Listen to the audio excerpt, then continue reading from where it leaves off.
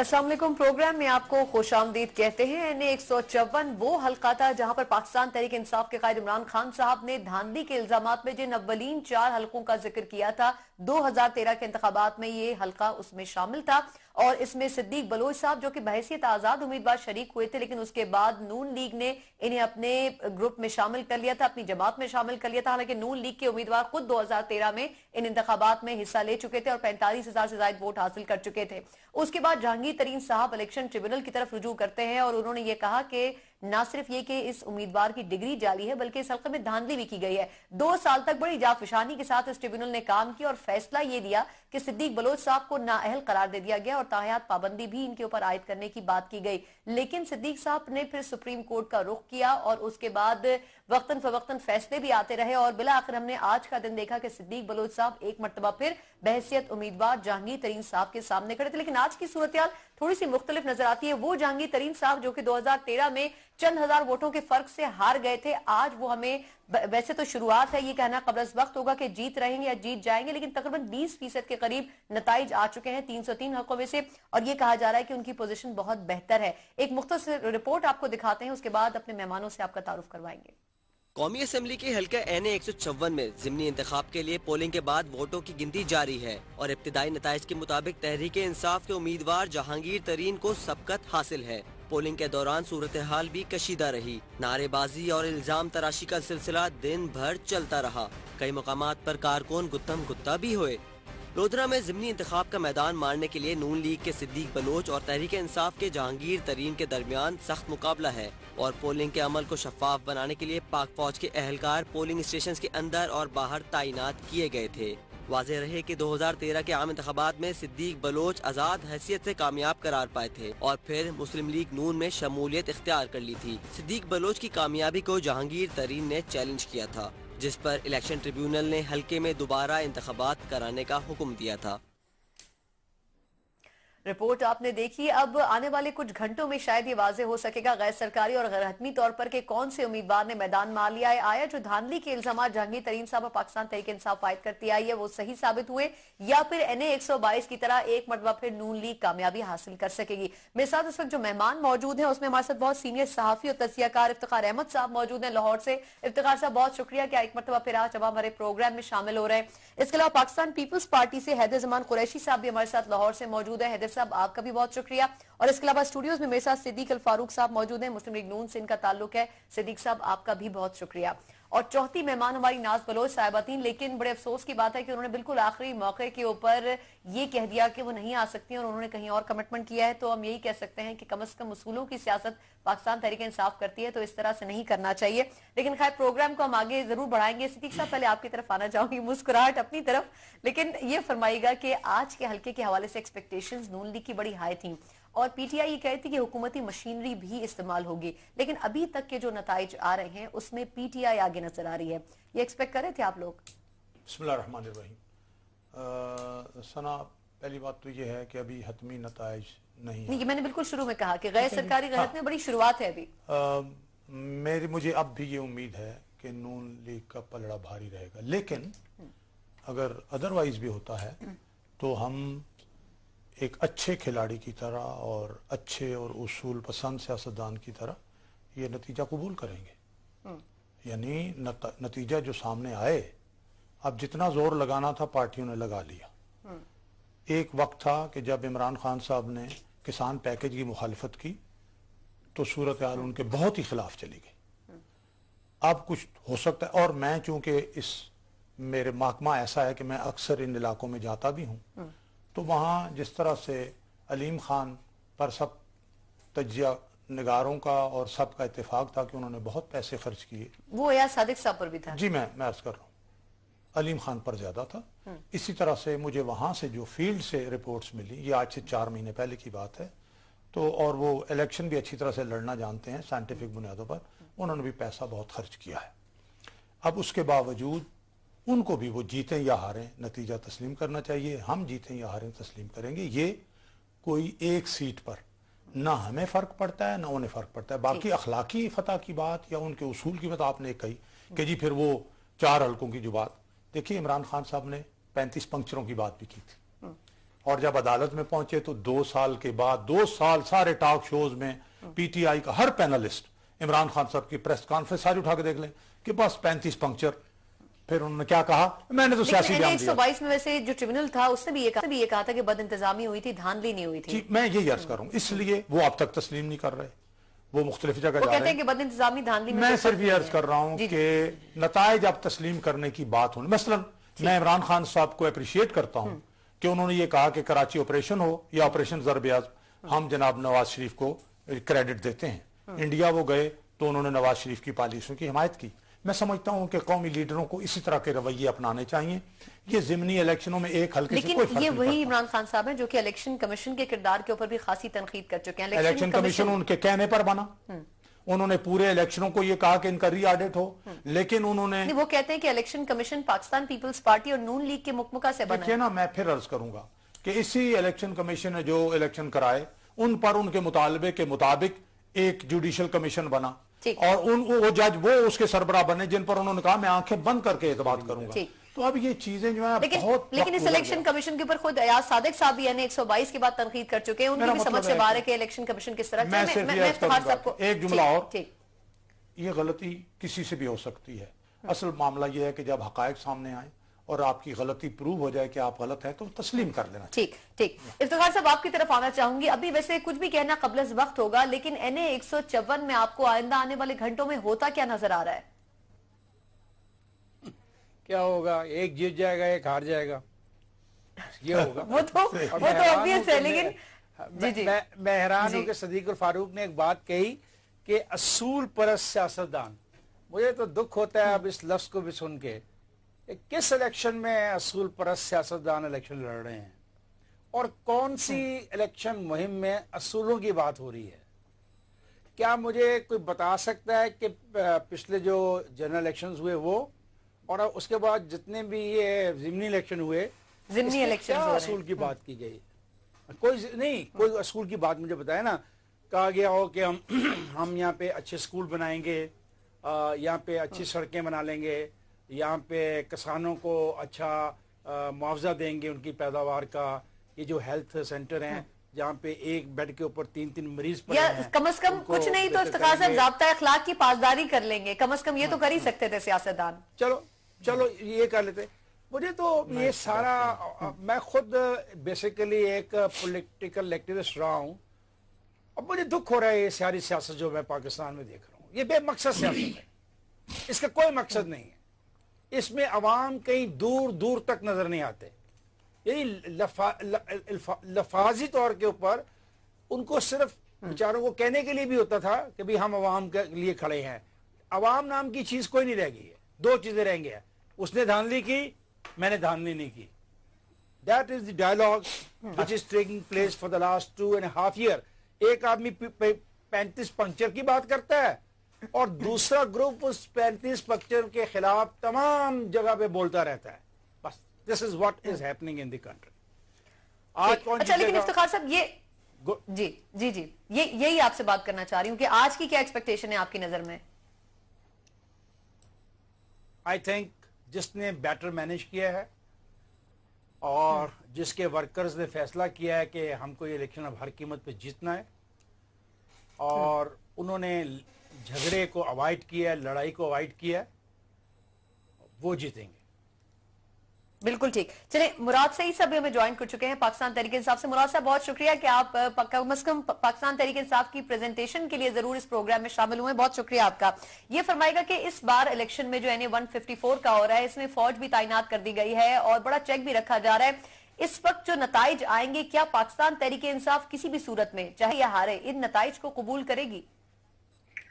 बिस्मिल्लाह, देखिए ये सवाल बार बार हाँ हो रहा है और जिस टीवी प्रोग्राम में बैठे यही सवाल होते थे कि NA 246 का इलेक्शन फौज की निगरानी में हुआ, हम बुरी तरह हारे, हमने बिल्कुल उसके नताइज कबूल किए।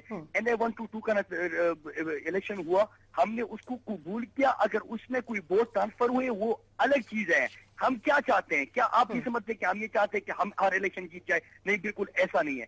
हम चाहते हैं कि पाकिस्तान के इलेक्शन निजाम के अंदर जो खामियां है, जो गलतियां है, उसको दूर किया जाए। क्योंकि जब इंडिपेंडेंट इलेक्शन कमीशन होगा, जब हर तरीके का ठीक होगा, तो लोग इलेक्शन के बाद यही बातें होती है कि धांधली हुई, मेरा मैंडेट हुआ, अब शुरू हुआ, इस किस्म की बातें होती है। लिहाजा तहरीक इंसाफ ने एक जद्दोजहद की इसी मकसद के लिए कि शफाफ इंतखाबात मुल्क में मुनक्किद हो। जहां तक आज के इलेक्शन का सवाल है, बिल्कुल तहरीक इंसाफ इसके नताइज कबूल करेगी।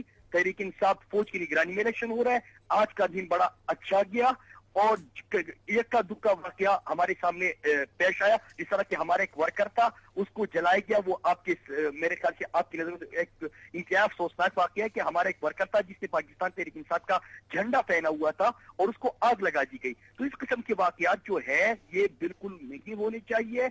यहाँ पे जिसको अवाम चाहे वोट देना चाहे, बिल्कुल अवामी फैसले होने चाहिए और अवाम को अपने फैसले में आजादी देनी चाहिए। इससे पहले, इलेक्शन से पहले जो प्राइम मिनिस्टर साहब का वहां पे जाना था, फ्री पोल रैली करनी थी, 2.5 अरब का पैकेज अनाउंस करना था, तो वो शक शुबहात लोगों के जहनों में आते हैं। क्योंकि क्या ही वजह है और अजीब इत्तेफाक है कि गिलगित बल्तिस्तान में इलेक्शन होते हैं, पीएम साहब वहां से उससे पहले चले जाते हैं, पैकेजेस अनाउंस करते हैं। लोकल बॉडीज के इलेक्शन आते हैं, प्राइम मिनिस्टर साहब जाते हैं, वहां भी पैकेजेस अनाउंस करते हैं। NA 122 का इलेक्शन आता है, एक दिन पहले मियां साहब को लाहौर जाना होता है, पूरा दिन वहां पे गुजारते हैं और अपनी जिंदगी की तवील तरीन प्रेस कॉन्फ्रेंस करते हैं। तो ये ऐसी चीजें हैं, क्योंकि पब्लिक ऑफिस होल्डर जो होता है वो इलेक्शन मुहिम में हिस्सा नहीं ले सकता। आप इस किस्म की तरक्याती पैकेजेस अनाउंस नहीं कर सकते, आप ऐलानात नहीं कर सकते। तो ये इलेक्शन रूल्स है, उसकी वायलेशन होती है, उसके ऊपर हमने इलेक्शन से लेकिन इलेक्शन रूल्स, वैसे इलेक्शन कमीशन ने इसकी कुछ क्लॉजेस के ऊपर एक्शन लिया था मुराद, जहां तक मुझे याद पड़ता है, और उसके बाद ये कि फिर कुछ इसके लिए सुप्रीम कोर्ट या कोर्ट भी गई थी हुकूमत। देखिए, अगर एक हो तो हम कहें कि इत्तेफाक है। अगर एक दफा ये चीज हुई हो और इलेक्शन कमीशन ने सिर्फ शोकाज दिया हो तो हम समझे कि इत्तेफाक है। लेकिन गिलगित बल्तिस्तान की मैंने आपको मिसाल दी, NA 122 की मिसाल दी, लोकल बॉडीज की मिसाल दी, और उसके बाद मैंने NA 154 जो लोधरा के इलेक्शन के पहले प्राइम मिनिस्टर साहब का वहां पे जाना, और 2.5 अरब। और लोधरा तो वो जिला है जो HDI, आप देखेंगे ह्यूमन डेवलपमेंट इंडेक्स जो है वो सबसे नीचे अगर कहीं पे है तो वो लोधरा है। पंजाब का इस वक्त सबसे पसमानदा जिला जो फैक्ट एंड फिगर बता रहे हैं, जो बुनियादी जरूरियात और वसाइल होते हैं उसके हवाले से सबसे पसमानदा रह गया है। अभी तक इनको ख्याल नहीं है, लेकिन 2.5 अरब का पैकेज अनाउंस किया। जहां तक आज की दिन की बात है, इलेक्शन काफी बेहतर हुआ, हम बिल्कुल नतीजा एक्सेप्ट करेंगे, और चाहे हमारे हक में हो, चाहे नून जीत जाए, बिल्कुल हम एक्सेप्ट करेंगे, क्योंकि फौज की निगरानी में इलेक्शन जो है वो बेहतरीन तरीके से मुनक्किद हुआ। बिल्कुल ठीक, बिल्कुल ठीक, बिल्कुल ठीक। मुराद हमारे साथ ही रहे, हमारे साथ हैदर जमान साहब भी मौजूद है। हैदर साहब ये फरमाएगा कि 2008 के इलेक्शन में पाकिस्तान पीपल्स पार्टी के कैंडिडेट थे नासिर बेग साहब, 79,000 से ज्यादा वोट उन्होंने लिए थे। 2013 में जब इलेक्शन हुए तो ये वोट सुकड़ के 11,000 रह गए, और इस मर्तबा जब जिमनी इलेक्शन हो रहा है पीपल्स पार्टी कहीं नजर ही नहीं आ रही है पूरे सीन में। क्या कहेंगे, क्या हुआ पीपल्स पार्टी के साथ? सना शुक्रिया। नासिर बेग साहब यकीनन हमारे 4-5 उन्होंने इलेक्शन लड़े और वो 2 बारी MNA भी थे, और उनके कागजात नामजदगी उन्होंने दाखिल किए थे, वो रिजेक्ट हो गए। और उसके बाद उनके जो कवरिंग कैंडिडेट थे जो हैं मुमताज नून साहब, जो एक बारी NA 155 से भी MNA रहे हैं माजी में, उनके भी नॉमिनेशन रिजेक्ट हो गए। और उसके जो कवरिंग कैंडिडेट हैं सुमेर साहब, गालिबन वो हमारे कैंडिडेट इसमें कंटेस्ट कर रहे थे, लेकिन जाहिर है हमारे जो मेन दोनों कैंडिडेट्स थे, नंबर 1 एंड नंबर 2 चॉइस, वो इन फील्ड नहीं थे। सवाल आपका जो है वो यकीनन अपनी जगह दुरुस्त है, लेकिन बल्दियाती इंतखाबात में हमने लोधरा जिले में मकामी सतह पर सीट्स निकाली हैं। अब NA 154 की जो आज आप बात हो रही है, मैं आपके प्रोग्राम के तवस्सुत से, क्योंकि मेरा ताल्लुक भी जनूबी पंजाब से है, गुजारिश करना चाहूँगा कि इस हल्के में लगभग 37 यूनियन काउंसिल्स हैं, जिसमें से लोधरा शहर की 4 हैं और दुनियापुर की 7 से 8 यूसीज हैं, जहाँ पे तरीन साहब को एज है। और मैं समझता हूँ कि लोधरा यूनियन सिटी जो है, जिसकी 4 यूसीज हैं, उसमें भी PTI के जो लोग हैं या कैंडिडेट्स हैं वो उसमें कॉन्फिडेंट थे। तो अभी तक के जो नताइज आए हैं, इसमें जाहिर है मीडिया के पास जो इत्तलात यानी हैदर साहब ये समझा जा सकता है कि जो पीपल्स पार्टी का वोट बैंक था वो 2013 के टाइम से पीपल्स पार्टी से वो PTI के उसमें वोट बैंक पे शिफ्ट होता जा रहा है। देखिए, हमारा क्योंकि इस वक्त कैंडिडेट मेन इन फील्ड नहीं है, तो हमारा वोटर या घर बैठ गया है या उसने अपनी वोट एक्सरसाइज करने का सोचा होगा। ऐसा क्यों है? तकरीबन 70-80 हजार का वोट बैंक वो क्यों घर बैठ गया है? आपका कैंडिडेट क्यों वहां पर नहीं? ये एक सवाल है। मतलब क्या वजह है इसकी कि पीपल्स पार्टी के वोटर्स को वोट देने के लिए कोई कैंडिडेट ही नहीं मिल रहा? मैं गुजारिश कर रहा हूँ, मैं गुजारिश कर रहा हूं कि हमारे जो दोनों कैंडिडेट्स थे, दोनों के कागजात नामजदगी रिजेक्ट हो गए और उसके बाद जो हमारे कवरिंग कैंडिडेट का भी एक कवरिंग कैंडिडेट था वो इन फील्ड है। तो इस वजह से हम उस भरपूर अंदाज में इस इलेक्शन में नहीं जा पाए जिस अंदाज में हम जा सकते थे या जाना चाहते थे। अगर नॉमिनेशन फ्रेश होती तो दूसरी बात थी, क्योंकि बेदरीग फैसले आते रहे। लेकिन मैं जो बात यहां कर रहा था कि अभी इलेक्शन क्लोज जा रहा है और इफ्तिखार साहब ने भी जो बात की वो बिल्कुल दुरुस्त है। ये एक पार्टी जीतेगी, एक हारेगी, इससे कौमी सियासत पे फर्क नहीं पड़ेगा। हमारे मीडिया में इलेक्शंस को आजकल बाई इलेक्शंस को सेंसेशनलाइज कर दिया जाता है। इससे ना नेशनल एक्शन प्लान में बेहतरी होगी, ना सेहत, ना तालीम, ना ही ज़राअत जो बर्बाद कर दी गई है इस टाइम पीरियड में, उस पर भी। और किसान पैकेज के सामने जो मामलात आए वो भी आपके सामने है और वसाइल का भी बेदरेग इस्तेमाल हुआ है पीटीआई की तरफ से, इसके भी शवाहिद मीडिया के हवाले से आते रहे हैं। अब बुनियादी सवाल यह है कि हम उम्मीद करते हैं जो भी रिजल्ट आए, और ये बड़ी मुस्बत बात है कि हमारे पीटीआई के दोस्त ने भी कहा कि हम इसका नतीजा तस्लीम करेंगे और अगर पाकिस्तान मुस्लिम लीग नवाज या पीटीआई में से जो भी जीतता है उसको जमहूरियत को स्ट्रेंथन करने के लिए और इलेक्शन रिफॉर्म्स के लिए काम करना चाहिए। तो अभी जो नतीजा आ रहा है इसमें अभी देहाती यूनियन काउंसिल्स जो बलोच साहिबान की स्ट्रेंथ समझे जाते हैं, जो मुस्लिम लीग नवाज का वोट है, उसके अभी नताइज आने हैं। तो हमें जरा कबल अज़ वक्त इसको नहीं प्रिएम्प्ट करना चाहिए। और 20% के करीब अभी नताइज आए। बिल्कुल ठीक। जी जी एक बात और मैं करना चाहूंगा। इसमें जो पीएमएल नवाज के जो 2013 में कैंडिडेट थे रफीउद्दीन शाह साहब, जिन्होंने 45,000 वोट लिया था, उन्होंने अंडर प्रेशर हमजा शहबाज साहब से मुलाकात की और वो नाला थे, उनको मनाया गया और उनको साथ मिलाया गया। अगर पीएमएल नवाज किसी सूरत में ये सीट लूज करती है तो ये फिर बात साबित हो जाएगी कि पीएमएल नवाज के जो अपने लोग हैं, जो नून लीग की टिकटों पे लड़ते रहे हैं, उन्होंने आजाद कैंडिडेट को जो बाद में जीत कर बलोच साहब मुस्लिम लीग नवाज में शामिल हुए, फिर उन्होंने उनको वोट देना नहीं समझा मकामी हालात को मद्देनजर रखते हुए। ये भी एक फैक्टर है जो इसके नतीजे में हमें रिफ्लेक्ट करेगा।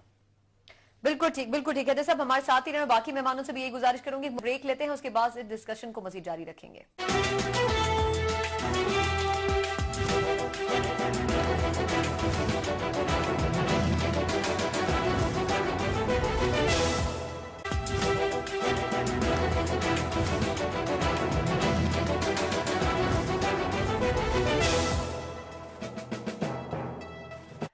ब्रेक के बाद एक बार फिर आपको खुशामदीद कहते हैं। पहले हिस्से की गुफ्तगू से मुझे लग रहा था कि हमारे जो सियासतदान हैं खासी हद तक मुदब्बर हो चुके हैं, तहम्मुल रखने वाले हैं, क्योंकि ये कह रहे हैं कि चाहे नताइज कुछ भी हो लेकिन एक्सेप्ट जरूर किए जाएंगे क्योंकि फौज की तैनाती भी अमल में आई है। लेकिन जब वक्त गुजरता है उसके बाद से इल्जामात की थोड़ी सी सियासत हमारे यहाँ शुरू हो जाती है। सिद्दीक साहब आपसे जानना चाहूंगी, पीटीआई मुराद सईद साहब बड़े अच्छे तरीके से कह रहे हैं कि नताइज कुछ भी हो एक्सेप्ट किए जाएंगे, आप भी ये कह रहे हैं कि जीते या हारे एक्सेप्ट किए जाएंगे। इलेक्शन कमीशन का जो रोल है इस इंतखाबात को मद्देनजर रखते हुए, क्योंकि बड़ा सेंसिटिव हल्का था, इल्जामात की बार बार इस हल्के में बात की गई थी, क्या इलेक्शन कमीशन ने अपना रोल बखूबी प्ले किया है, आप समझते हैं? देखिए मैं तो ये कहूँगा बिल्कुल अच्छी तरीके से किया है, लेकिन तज्जिया आप लोग करेंगे जब ये इलेक्शन के रिजल्ट्स और वहाँ की सारी रिपोर्ट्स बनेंगी तो आप देखेंगे कि इलेक्शन कमीशन कहीं उसने वायलेशंस या वो छोटी मोटी जो होती हैं वायलेशंस वो किस हद तक अमले ने किस हद तक काम किया। लेकिन मैं समझता हूँ कि ये मुसलसल इम्प्रूवमेंट है। दूसरी मुराद सईद साहब ने ये कहा कि इलेक्शन निज़ाम में जो है ना वो खामियां, मैं ये समझता हूँ कि इस सिलसिले में पीटीआई अपना किरदार ठीक अदा नहीं कर सकी। जब इस हवाले से पार्लियामेंट की कमेटी बन गई थी और उसमें इनके 2 बनते थे प्रोपोर्शनल मेंबर, उन्होंने रिक्वेस्ट की तो हमने अपनी एक सीट इनको दे दी, 3 मेंबर इनके, 6 महीने तो ये पार्लियामेंट में गए नहीं। अगर ये लोग अपना रोल प्ले करते पीटीआई, लेकिन अब तो पार्लियामेंट का हिस्सा है, कर रहा हूं, उन्होंने कहा तो ये अब तक काम हो गया होता। ठीक, अब चलें, अब ये प्रोएक्टिव, लेकिन अभी 2018 में भी टाइम है, 2018 में भी टाइम है, अभी भी ये चीज कंप्लीशन की तरफ कर लेनी चाहिए। अगर कुछ कमजोरियां हैं, कोई ये सहीफा आसमानी नहीं है, इसमें बेहतरी आ सकती है, बिल्कुल करनी चाहिए। बिल्कुल ठीक। इफ्तिखार साहब, दूसरी बात इफ्तिखार साहब की, इफ्तिखार साहब मैं जब इफ्तिखार साहब की बात से शुरू करने लगती हूँ, आप अगला मैं बहुत एहतराम करता हूँ। उन्होंने उसूल की बात करते हुए कहा कि सारी बात ही देखिए जी, उसूल ये उन्होंने जनरलाइज किया है तमाम पॉलिटिकल पार्टीज। उसूल ये भी है कि एक हकीकत हो उसको तस्लीम किया जाए, बेअसूली ये है कि न तस्लीम किया जाए। अब जहां तक अवाम के फलाही प्रोग्राम का ताल्लुक है, मुश्किलात को भी सामने रखें। यहाँ बार बार हुकूमतें टूटी हैं, इदारे बर्बाद हुए हैं, अदलिया समेत अकाउंटेबिलिटी पुअर रही है अपने मुखालिफिन को, हत्ता के मार्शल के दौर में। एक तो उसकी मिसाल आपकी बात में समझ नहीं पा रही हूँ। नहीं, मैं ये कह रहा हूँ कि अवामी फलाह व बहबूद, लेकिन इसमें NA 122 में जो पैसों का पानी की तरह बहाया गया था वो कहाँ का इंसाफ था आवाम के साथ? नहीं है। दोनों कैंडिडेट मैं इफ्तिखार साहब आपकी तरफ आती हूँ। इफ्तिखार साहब आप बेहतर जवाब देंगे इस बात का। क्यों मैं बेहतर जवाब नहीं दे सकता? आपने अपनी बात पहुंचा दी, इफ्तिखार साहब की बारी है। मैं आपके एक सवाल का जवाब देना चाहता हूँ। आपने एक सवाल किया हैदर साहब से कि where is Pakistan Peoples Party. This is very important and very basic question for the politics of Pakistan. देखिए, जब तक पाकिस्तान साहब 80,000 वोटों का गायब हो जाना, ये पीपल्स पार्टी के लिए लम्हा फिक्रिया है जी। मैं बता रहा हूँ, पाकिस्तान में 3 सियासी पार्टियों का, स्ट्रॉन्ग पॉलिटिकल पार्टीज का होना जरूरी है। और एक ऐसी पार्टी जो वफाक की नुमाइंदगी करती हो, अगर वो तबाह हो जाए तो बड़ी खौफनाक सूरत हाल है। 2002 में इस हल्के से काफ लीग जीतती है 94,000 वोट लेके, और पीपल्स पार्टी उस वक्त लेती है 73,000। फिर 2008 के इलेक्शन में यहां से ये PML काफ के टिकट पे जीतते हैं मोहतरम सदीक खान बलोच साहब, 81,000 वोट लेते हैं। पीपल्स पार्टी के मिर्जा मोहम्मद नासिर बेग 79,000 वोट लेते हैं। Such a close contest put by People's party. और याद रखें कि बलोच ट्राइब बहुत बड़ा ट्राइब है। ये पाकिस्तान की एक ऐसी कौमी असेंबली की सीट है जिसमें 303 पोलिंग स्टेशन है, जिसके नीचे 2.5 के करीब सूबाई असेंबली है। अब आइए नेक्स्ट 2013 में सदीक बलोच अब इंडिपेंडेंट हो जाते हैं। अब बड़े मजे की बात है कि जब इनका PML इनका आदमी हार जाता है तो उसकी बजाय इनको अपना एकोमोडेट कर लिया जाता है सदीक बलोच साहब को, जो इंडिपेंडेंट है, इनको शामिल कर लिया जाता है। अब सदीक बलोच को जब शामिल पार्टी में करते हैं तो आने वाले जो इलेक्शन है 2018 के, जिन लोगों की वहां पे नजरें उस इलेक्शन पर हैं, वो लोग पार्टी से नाराज हो जाते हैं। उनमें से कुछ लोगों को मनाने के लिए ये वादे भी किए गए कि हम आपको एडवाइजर बना देंगे, आप जो इलेक्शन है इसमें हमारा साथ दें। वो उनको गलबन एडवाइजर बनाया गया, ये नहीं बनाया गया, वो पता नहीं क्या बना। सवाल है कि हर आदमी सियासत देख के करता है। पीपल्स पार्टी का जो बुरान है वो है उनकी क़यादत का बुरान। और देखिए, इतना बुरा बुरान है कि आज उनके साथ खड़ा होने को कोई तैयार नहीं है। This is serious thing. एक बात जो और मैं शेयर करना चाहूंगा इस इलेक्शन के हवाले से, देखें जी, मेरा दोस्त है ये जो आपके साथ बैठा हुआ है, काबिल एहतराम गेस्ट, सियासी वर्कर है, इसने मार खाई है। और इसने मार खाई है किसी मकसद की खातिर खाई है ना। वो मकसद ये है कि अस्पतालों के अंदर कम से कम इतने बेड हों जितने मरीज हैं। वो मार खाई है कि गरीबों का बच्चा स्कूल पे पढ़े। एकदम इनको शौक आ गया कि ये दानिश स्कूल बनाना चाहते हैं। बहुत लोगों ने रोका कि खुदा के लिए दानिश स्कूल मत बनाओ। इन लोगों नहीं, हम गरीबों के लिए एक्शन कॉलेज बनाना चाहते हैं, गरीबों के बच्चे का भी हक है कि एक्शन कॉलेज बने। वो खुदा का शुक्र है कि वो दौर जल्दी खत्म हो गया और दानिश स्कूल वाला मामला ठंडा पड़ गया, क्योंकि अब दानिश स्कूल चल नहीं पा रहे। उनका इंफ्रास्ट्रक्चर जो है उसको मेंटेन करने के लिए कोई सस्टेनेबिलिटी नजर नहीं आ रही थी। अब सवाल ये पैदा होता है कि जब किसान को आप कुछ नहीं दोगे, मतलब मैं काश्तकार हूं गुजरांवाले के इलाके का, 2 फसलें मेरी जो है तबाह हुई हैं राइस की, मैं क्या करूं? ये इश्यूज है। इन इश्यूज के ऊपर इनको चाहिए बोलें। अब ये इलेक्टोरल रिफॉर्म्स की बात कर रहे हैं, मैं मानता हूं कि पीटीआई गलती कर रही है। PTI must go to the parliament. तो इफ्तिखार साहब, फिर किसान पैकेज का क्या फायदा हुआ? अगर फसलें खराब हो रही हैं, किसानों को नुकसान हाल नहीं है, तो फिर किसान पैकेज का क्या फायदा हुआ? 5,000 रुपया जो एकड़ का है उसका क्या मैं करूं? आप देखो ना, उसका तो वो तो आपको नजर आता है 5,000 रुपया एकड़, और आपको ये भी नजर आता है कि इतना बड़ा इश्तिहार है कि सब्सिडी खाद की है। लेकिन प्रैक्टिकली जब मैं वो 1 एकड़ का जो मालिक हूं, उस 1 एकड़ को जो मैं काश करता हूं, जो उसमें मैं पानी लगाता हूं, जो उसमें मैं बीज डालता हूं, जो उसमें मैं ट्रैक्टर चलाता हूं, जो उसकी मैं देखभाल करता हूं, और उसके बाद मौसमी वजूहात की बिना पे जो पैदावार मेरी कम हो जाती है, तो कुछ नहीं। इन सारी हुकूमतों ने इस बात का वादा किया था कि ज़राअत में इंश्योरेंस करेंगे। इनके देख ले प्रोग्राम, ज़रूरी इंश्योरेंस की इन्होंने बात की थी, लेकिन किसी ने अमल नहीं किया। और ये सब्सिडी जो देते हैं, हमें नहीं फायदा होता, ज्यादा फायदा और सब्सिडी का होता है जो खाद बनाता है। हमें इतना नहीं होता, मैं ये आपको बता दूं। डायरेक्ट पेमेंट, अच्छा, डायरेक्ट पेमेंट आपकी बात बिल्कुल ठीक, बिल्कुल ठीक। आपकी जो बात मैं समझी हूँ, सब्सिडी से वो 5,000 रुपए की कोई फायदा नहीं हुआ, उनकी समझ में दाढ़ भी गीली नहीं हुई है। लेकिन मुराद सईद साहब जो कि पीटीआई से हैं, वो बड़ा कहते हैं कि क्रिटिसाइज करते हैं कि किसान पैकेज एक प्री पोल रिगिंग थी। मुराद, अगर आप इस वक्त लाइन पर हैं, ये बताएगा कि इफ्तिखार साहब की बात से तो ये समझा जाएगा कि ये कोई ठीक, मुराद ये बताएगा कि क्या वाकई ये प्री पोल रिगिंग थी? जी ठीक है। मुराद ये बताएगा कि कोई वेटेज था इस किसान पैकेज में? अगर इफ्तिखार साहब की बात समझे तो फिर इसकी तो कोई हैसियत नहीं थी। देखिए, बल्दियाती इंतखाबात का जब ऐलान होता है, खान साहब जाते हैं हाफिजाबाद में, वहां पे हमारा एक जलसा होता है, हम एक किसान कन्वेंशन करते हैं और उसके बाद एक और जिले में पंजाब के हमारा कन्वेंशन होता है। उसके बाद से प्राइम मिनिस्टर ये ऐलान कर देते हैं।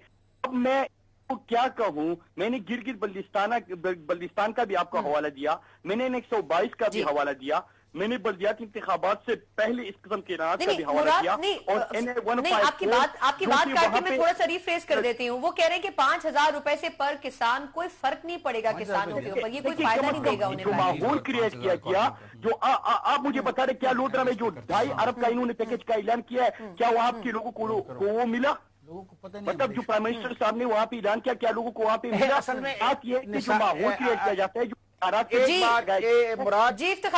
मुराद मैं एक बात कहना चाहूंगा। मुराद, खुदा के लिए अपनी तमाम सियासी पार्टियों में किसानों के मामलात को जरा गौर से स्टडी करें। बदकिस्मती है कि इस मुल्क के अंदर सरमायादार पॉलिटिक्स पे भी छाए हुए हैं, सरमायादार हर जगह छाए हुए हैं। एप्टमा है, शुगर मिलों की एसोसिएशंस है, वो अपनी दबाव डालती हैं और हुकूमत उनकी बातें मान लेती है। लेकिन किसान जो बेचारा ये सब कुछ पैदा कर रहा है और आज वो पैदा करने का फैसला करे, वो पैदा नहीं करेगा तो आपकी इकोनॉमी 1.5 साल के अंदर कोलैप्स कर जाएगी। आपके सारे के सारे जो आप कहते हैं ना ज़खायर पड़े हैं बैंकों में, वो फारग हो जाएंगे। तो खुदा के लिए किसान के प्रॉब्लम को आप भी समझें, हमारे साथ तावन करें। और ये बात अपोजिशन या हुकूमत की नहीं है, मैं कहता हूं ये मुल्क की जरूरत है। अगर 1 मन गंदम ज्यादा पैदा हो जाए 1 एकड़ में, तो आप तसव्वुर नहीं कर सकते कि कितना बड़ा इंकलाब आ सकता है। उस 1 मन गंदम को पैदा करने के लिए कुछ बेसिक डिसीजंस करने हैं आपको, उसकी तरफ आए, उसके लिए लड़े। बिल्कुल ठीक। ये धांधली वाला मसला आप खत्म कर दें। चले, मैं हैदर साहब से भी इस पे कमेंट लूंगी, क्योंकि पाकिस्तान पीपल्स पार्टी जो है, मुराद मुझे मुख्तसर ब्रेक लेनी है। जी मुख्तसरन जी। चलिए, राब्ता मुनक़ता हो गया। पाकिस्तान पीपल्स पार्टी जो कि किसानों की पार्टी कहलाती थी, इस पर भी हैदर साहब से मौक़िफ़ लेंगे कि किसानों के लिए जो पैकेज आया था क्या वाकई फायदेमंद था या फिर नहीं। एक मुख्तसर ब्रेक के बाद इस डिस्कशन को मजीद जारी रखेंगे।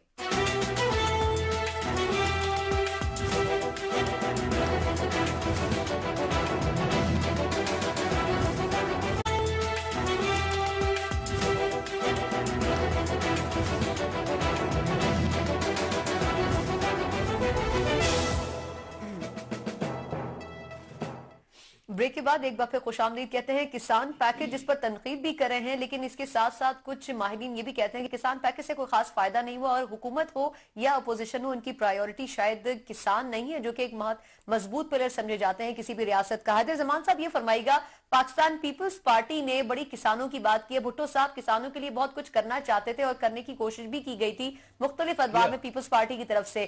क्या किसान पैकेज वाकई किसानों के लिए कुछ फ्रूटफुल हो सकता है या फिर पीटीआई की तनकीद भेजा, इससे कोई फर्क नहीं पड़ेगा किसानों की हालत पे?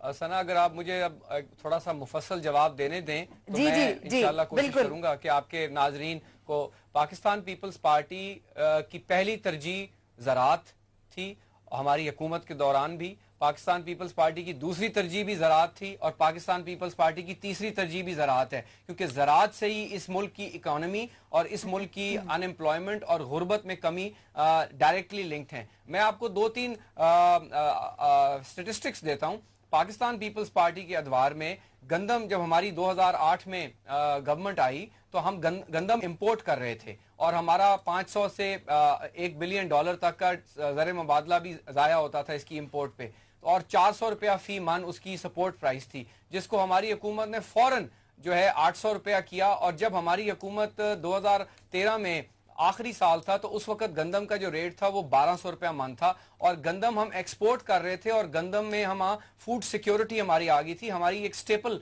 बेसिक क्रॉप है। इसी तरीके से जो राइस है, पैडी का रेट पाकिस्तान पीपल्स पार्टी की हुकूमत के दौर में 2400 से 2500 रुपया पर 40 kg मन था, जो इस हुकूमत में गिर के 2 साल में 900-700 रुपए पे आ गया, तो किसान को वहां क्रिपल किया गया। 2.5 साल में गंदम का रेट, इन्फ्लेशन देख लें, डीजल पे GST 40% है, पेट्रोल पे 15% है, ज़राअत और ट्रांसपोर्ट में बल्कि डीजल को सब्सिडाइज होना चाहिए, यहाँ डार साहब ने जो है उसको डबल DST उस पर लगाया हुआ है, तो उससे इनपुट कॉस्ट भी बढ़ गई, फर्टिलाइजर पे GST लग गया, उसकी कॉस्ट बढ़ गई। तो गंदम का जो रेट है वो 2.5 साल में सिर्फ 100 रुपया मन बढ़ा है, तो किसान को वहां पे भी इंसेंटिव नहीं मिला। इसके बाद आप आ जाएं कॉटन पे, जो हमारा सिल्वर फाइबर है, जिससे 60% हमारी एक्सपोर्ट्स होती हैं, जो फॉरेन एक्सचेंज हमारा आता है एक्सपोर्ट से, 60% cotton and cotton related exports हैं।